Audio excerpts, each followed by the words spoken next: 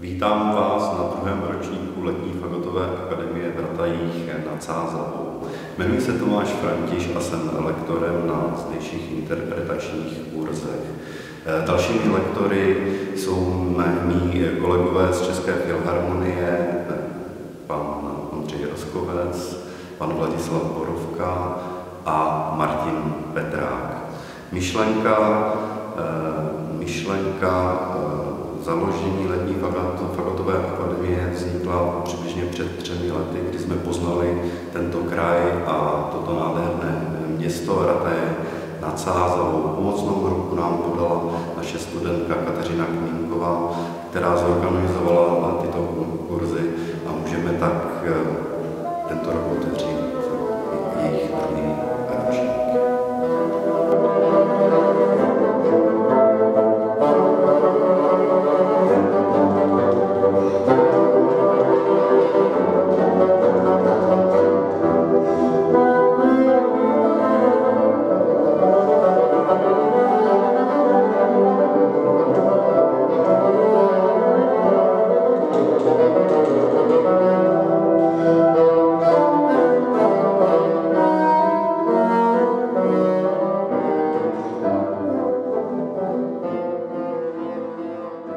Na konci června roku 2014 jsem byl pozván jako předseda poroty na letní fagotovou akademii do Ratají. Zúčastnil jsem se tedy úvodní soutěžní přehlídky a byl jsem mile překvapen nejenom vysokou úrovní soutěžících, ale především věkovým rozptylem, tedy tím, že tam byli nejen posluchači konzervatoří a akademií, ale také úplně malé děti.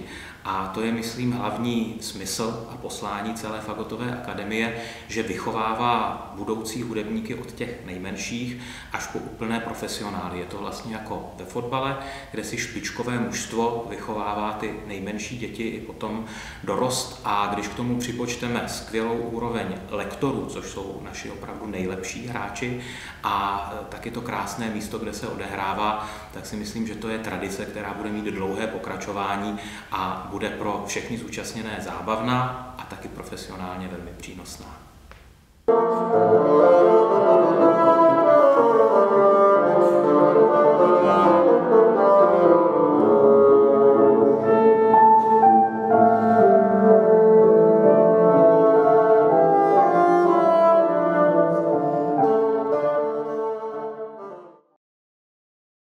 Volně, hele, ten fagot je kamarád, tak ho musíš hladit těma prstama. Jo, kamaráda taky nechytíš pod krkem a neuškrčíš ho. Tak ho nesmíš škrtit tím letím. Jo, těma, nemačkej to. Volně, takhle pomaličku. Pomač. Nikam nespěchej. V klidu.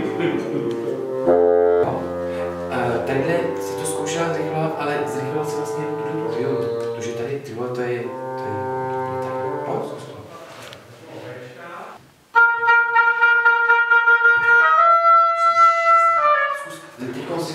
myslím, že to nejsou jako teorie. A tohle to musíš taky zrychlovat. Já jsem Vláďa Borovka a tady v Ratajích učím hoboje. Jsem tady už 2. rokem a letos nám přijelo 6 studentů hobojistů.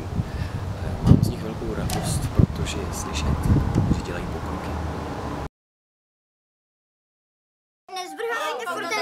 Strojky jsou drahý. 3, 2, 1, teď!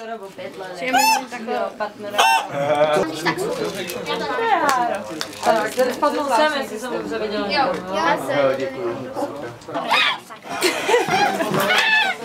Tady se podní. Gratuluju.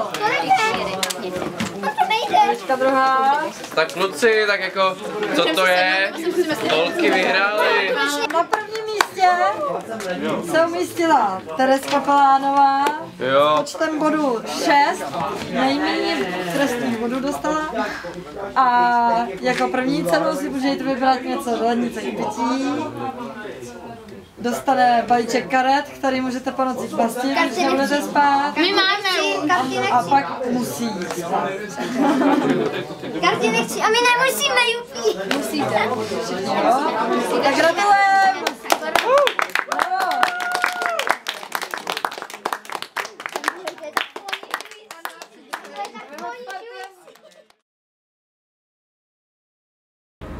Jako každý rok pořádá letní fagotová akademie v Ratajích nad Sázavou komorní koncert v Sázavském klášteře. Bude znít hudba od renesance až po 20. století.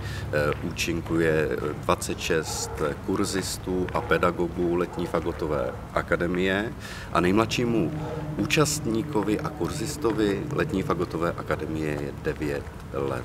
Všichni se těšíme na závěrečný sobotní koncert, panuje vynikající atmosféra a budeme se těšit na příští ročník. Já se jmenuji Ondřej Roskovec a na letošním 2. ročníku letní fagotové akademie vyučuji fagot. Velkou radost jsme měli z toho, že jsme získali jako předsedu poroty generálního ředitele České filharmonie Davida Marečka a místo předseda soutěžní poroty byla zástupkyně koncertního mistra České filharmonie paní Irena Herajnová. Je 5. července 2014, 17:00 hodin středoevropského času. Za dveřmi, které jsou za náma, začíná koncert letní fagotové akademie, na kterém hrají všichni účastníci a kurzisté. Tak si vypněte mobilní telefony, soustřeďte se, stište se a přeji vám příjemný poslech.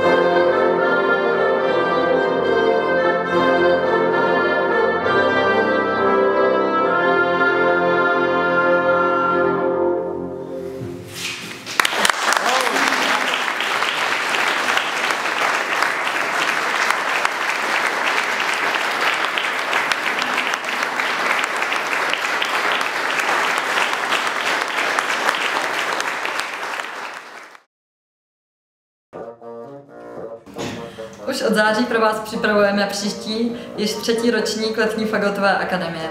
Bude se konat od 2. do 10. července a bude o den delší. Akademii zahájíme opět soutěžní přehlídkou v oboru hoboj a fagot a zakončíme koncertem. A vy se můžete těšit hlavně na lektory, které letos doplníme tuzemskými zahraničními hosty. Vše najdete na nových webových stránkách www.lfa-rataje.cz. Moc se na vás těším a příští léto v Ratajích na viděnou.